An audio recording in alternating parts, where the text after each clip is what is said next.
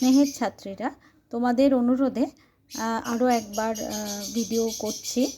সেটা হচ্ছে ক্লাস 7-এর ভূগোলের উপরে আফ্রিকা মহাদেশ সম্পর্কে যে সমস্ত প্রশ্নগুলো ইম্পর্টেন্ট এবং যে উত্তরগুলো তোমাদের বইতেই আছে হয়তো, কিন্তু তোমরা বুঝতে পারছো না, সেই জন্য এখানে একটি ভিডিও করলাম। আগের ভিডিওগুলির মতোই এখানে আমি কিছু প্রশ্ন দিয়েছি আফ্রিকা মহাদেশের উপর।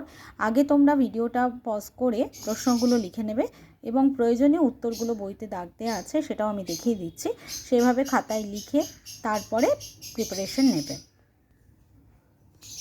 দেখো, আফ্রিকা মহাদেশের উপর থেকে আমি এখানে প্রায় 16টা প্রশ্ন দিয়েছি এবং এখানে প্রত্যেকটা প্রশ্নর উত্তর বইতেই আছে, শুধুমাত্র 10 নম্বরটা ছাড়া।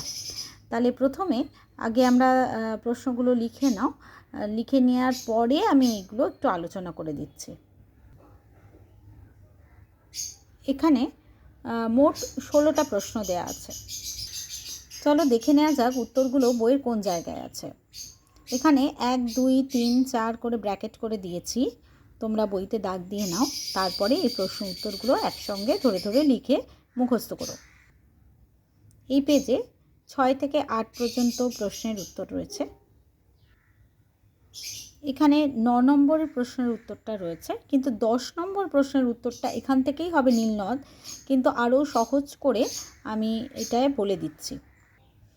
এখানে নীলনদের গতিপথটা যদি তোমরা এভাবে একটু এঁকে নাও তাহলে পুরো প্যারাগ্রাফটা সহজেই মুখস্থ হবে। যেমন নীলনদের দুটো শাখা, মানে হোয়াইট নীল এবং ব্লু নীল।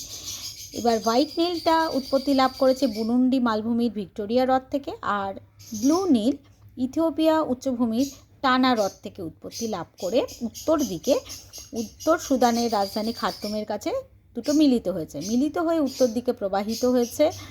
প্রবাহিত হওয়ার সময় সাহারা মরুভূমির পূর্ব দিকের অংশটাকে সবুজে ভরিয়ে দিয়েছে, অর্থাৎ এখানে তোমাদের বইতে দেখবে লেখা আছে যে সাহারা মরুভূমির পূর্ব প্রান্তকে সবুজ করে তুলেছে, অর্থাৎ এখানে গাছপালা জন্মাচ্ছে। যেহেতু মরুভূমি জন্মানোর কথা নয়, কিন্তু নীলনদ থাকার কারণে এখানে জন্মাচ্ছে, দিয়ে সেটা উত্তর দিকে ভূমধ্যসাগরে বদ্বীপ সৃষ্টি করে পতিত হয়েছে। তাহলে নীলনদের গতিপথটা এটাই এঁকে যদি কথায় লেখো তাহলে খুব সহজভাবেই তৈরি হয়ে যাবে যে নীলনদের দুটি শাখা, হোয়াইট নীল এবং ব্লু নীল, এই দুটি শাখারই মিলিত প্রবাহ নীলনদ নামে পরিচিত।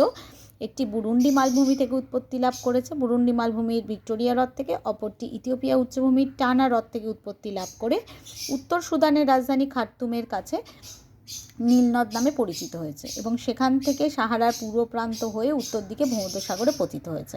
এই হচ্ছে নীলনদের গতিপথ। এরপরে 11 নম্বর প্রশ্ন, ভিক্টোরিয়ার জলপ্রপাত কোন নদীতে আছে? দেখো এখানে দেয়া আছে জামবিজি। নেক্সট 12 নম্বর প্রশ্নের উত্তরটা হচ্ছে আফ্রিকা মহাদেশের জলবায়ু বৈচিত্র্যের কারণ। এখানে দেখো পয়েন্ট যেগুলো আছে শুধু পয়েন্টগুলো করতে হবে, অর্থাৎ 4টে অক্ষরেখা, সমুদ্র থেকে দূরত্ব, সমুদ্র স্রোত এবং উচ্চতা। এরপরে দেওয়া আছে যে স্বাভাবিক উদ্ভিদ কত ধরনের দেখা যায় আফ্রিকাতে এবং কি কি, সেগুলো শুধু হেডিংগুলো লিখতে হবে, অর্থাৎ নিরক্ষীয় চিরসবুজ গাছের অরণ্য, সাভান্না, যেগুলো ক্লাসে আর কি করানো হয়েছে।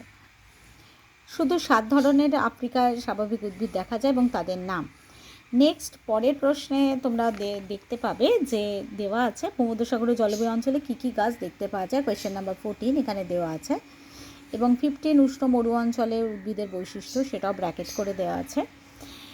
উষ্ণ মরু উদ্ভিদের বৈশিষ্ট্য ব্র্যাকেট করে দিয়েছি 15। 16 নম্বরে আছে ভেল্ট কি।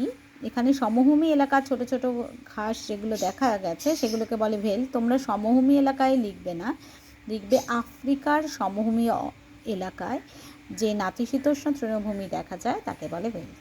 ঠিক আছে, আজ এই পর্যন্ত। ধন্যবাদ। যদি কোনো অসুবিধা হয়ে থাকে অবশ্যই কমেন্টে জানাবে।